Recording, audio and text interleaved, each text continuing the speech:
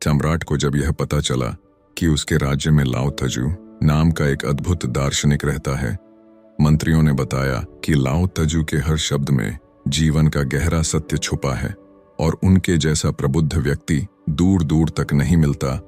यह सुनकर सम्राट के मन में जिज्ञासा पैदा हो गई। उसने मन ही मन सोचा, ऐसा व्यक्ति अवश्य ही देखने योग्य है। क्या वास्तव में वो इतना महान है जितना लोग कहते हैं? अगले ही दिन सम्राट ने लाओ तजू से मिलने का निश्चय किया और अपनी सवारी पर निकल पड़ा। लाओ तजू एक शांत से कस्बे में रहते थे। रास्ता बहुत लंबा और थकाऊ था, लेकिन सम्राट के मन में उत्सुकता का सैलाब उमड़ रहा था। बीच रास्ते में जब सम्राट ने राहगीरों से लाओ तजू के बारे में पूछा, तो हर किसी ने लाओ तजू की बुद्धिमत्ता और सादगी की प्रशंसा की। कोई कहता, उनके शब्दों में ऐसी शक्ति है जो इंसान की सोच बदल देती है, तो कोई कहता, लाओ तजू ने मुझे अपने जीवन का अर्थ समझा दिया। सम्राट हर सुनाई गई बात को मन ही मन दोहराता और सोचने लगा, लाओ तजू निश्चित ही बहुत बुद्धिमान होंगे और किताबों और शिष्यों से घिरे हुए एक बड़े महल में रहते होंगे।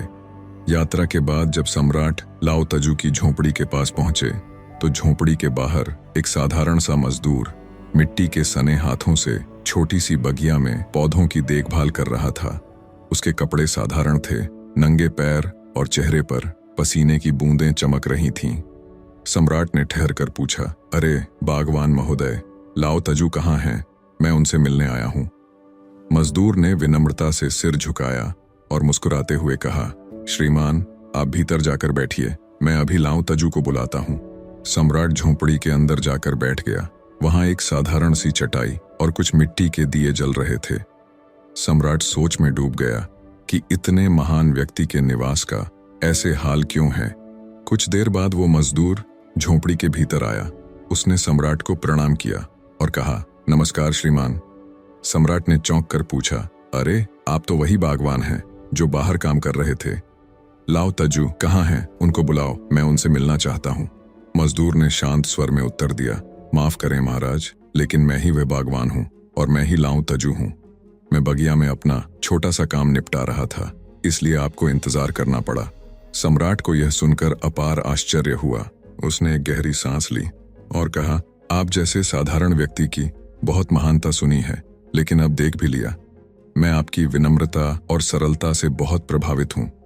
लाओ तजू ने मुस्कुराते हुए कहा, महाराज, सरलता में ही तो जीवन का सत्य छुपा है। अब कृपया आप बताइए, आप किस उद्देश्य से आए हैं? सम्राट ने उत्सुकता भरे स्वर में कहा, मुझे बताया गया है कि आप जैसा असाधारण व्यक्ति पूरे राज्य में और कोई नहीं है। इसी कारण मैं आपसे मिलने चला आया।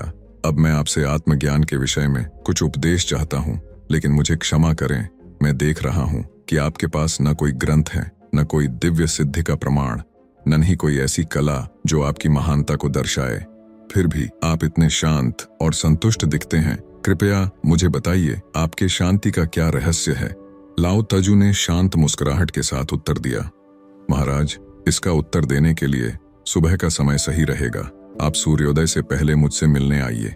ये कहकर लाओ तजू ने अपनी आंखें बंद कर लीं और मौन धारण कर लिया। सम्राट महल वापस आ गया, लेकिन उस रात सम्राट के मन में बेचैनी थी। वो पूरी रात सो नहीं सका।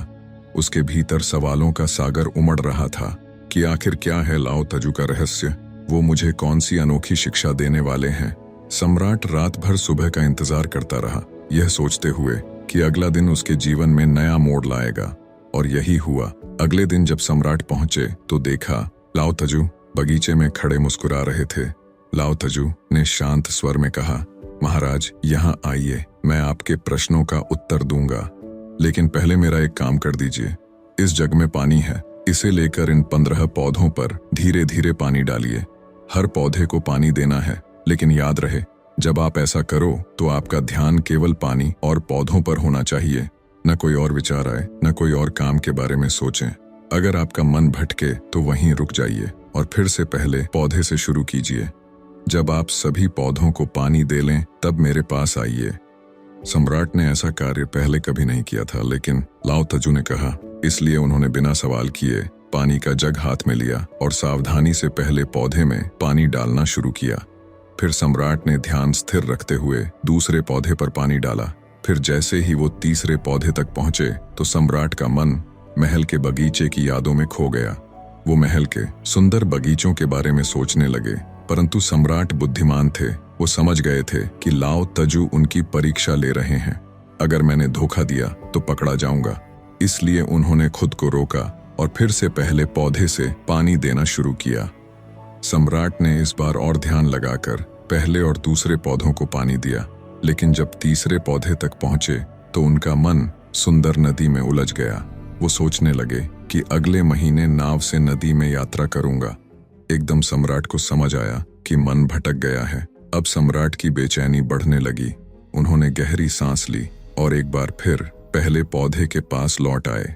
उनके भीतर निराशा और जिज्ञासा बढ़ रही थी। वो सोच रहे थे, क्या मैं कभी ये कार्य सही से कर पाऊंगा? ये साधारण सा कार्य इतना कठिन क्यों लग रहा है? सम्राट जितनी अधिक कोशिश करता उतना ही अधिक वो अपने मन के विचारों में उलझ जाता। कभी महल की चिंताएं, कभी युद्ध की योजनाएं और कभी भविष्य की योजनाएं।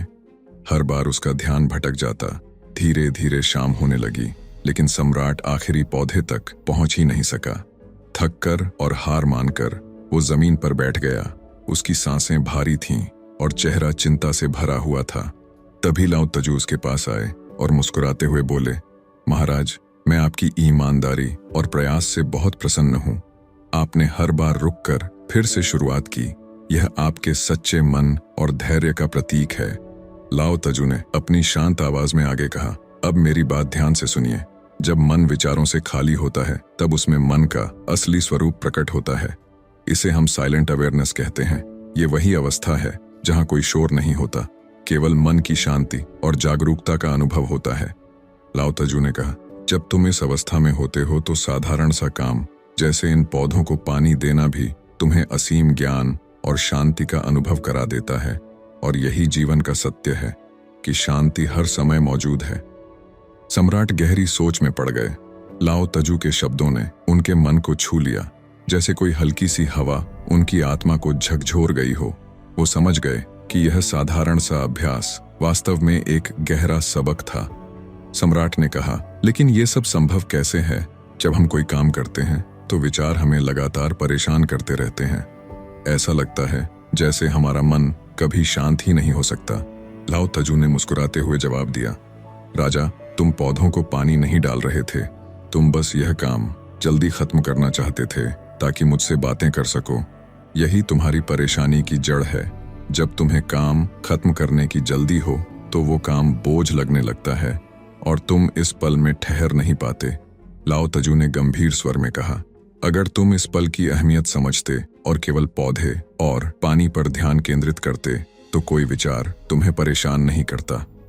सम्राट ने सिर हिलाते हुए कहा, मैं समझ रहा हूं कि इस पल में रहना जरूरी है, लेकिन यह बहुत कठिन है। क्या मुझे इसके लिए अकेले रहकर तपस्या करनी पड़ेगी? लाओ तजू ने धीरे से कहा, शांत मन तो पहले से ही तुम्हारे भीतर मौजूद है। इसके लिए जंगल जाने की कोई जरूरत नहीं। सबसे पहले अपनी सांसों पर ध्यान देना सीखो। जब तुम अपनी सांसों को महसूस करते हो तो तुम्हें समझ आता है कि मन की शांति तुम्हारी हर सांस के साथ बनी हुई है। लाओ तजू ने आगे कहा, इसके बाद जब तुम काम करते हो तो सांसों पर ध्यान बनाए रखो। तुम बोलते, चलते, सोचते हुए भी अपनी सांसों को महसूस करो। जैसे ही तुम ऐसा करना शुरू करते हो, बिखरा हुआ मन सिमटने लगता है और धीरे धीरे एकाग्र हो जाता है। जब एकाग्र मन से कोई काम किया जाता है तो उस समय मन में केवल वही काम प्रतिबिंबित होता है और कोई अन्य विचार पैदा नहीं होते। इसी अवस्था में कर्ता और कर्म एक हो जाते हैं। यही वो क्षण है जब तुम्हारे भीतर पहले से मौजूद साइलेंट अवेयरनेस प्रकट हो जाती है। लाओ तजू ने मुस्कुराते हुए कहा, तुम इसे आत्मज्ञान, आनंद या प्रेजेंट मोमेंट, जो भी नाम देना चाहो दे सकते हो, लेकिन याद रखो ये सब आसानी से प्राप्त किया जा सकता है। बस अपने भीतर झांको और अपनी सांसों से जुड़ो। लाओ तजू कहते हैं, जो मन मुश्किलों से नहीं डरता, जो परेशानियों से भागता नहीं बल्कि वर्तमान पल में मौजूद रहता है, वो हर मुश्किल को पार कर जाता है। इसलिए कभी काम को बोझ मत समझो। जब हम काम को बोझ समझते हैं तो हम मन ही मन सोचते हैं ये काम जल्दी खत्म हो जाए, लेकिन इस तरह के विचारों से मन अशांत हो जाता है। हमारा ध्यान पूरी तरह से उस काम पर नहीं होता है। हम उस काम में होते हुए भी कहीं और खोए रहते हैं। इस तरह हमारा ध्यान बंट जाता है और हम काम को पूरी लगन से नहीं कर पाते। इसलिए काम शुरू करने से पहले कुछ पल शांत बैठकर अपनी सांसों पर ध्यान केंद्रित करो। अपनी सांसों को आते जाते महसूस करो।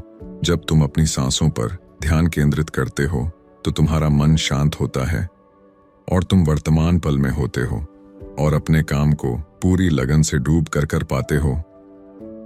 दोस्तों, अगर इस कहानी ने आपकी किसी भी उलझन को सुलझाया है तो हमें कमेंट्स में जरूर बताओ और वीडियो को लाइक करके एक ऐसे दोस्त को शेयर करो जिसके जीवन में ये वीडियो काम आए। साथ में पीसफुल कर्मा चैनल को सब्सक्राइब जरूर कीजिए। धन्यवाद।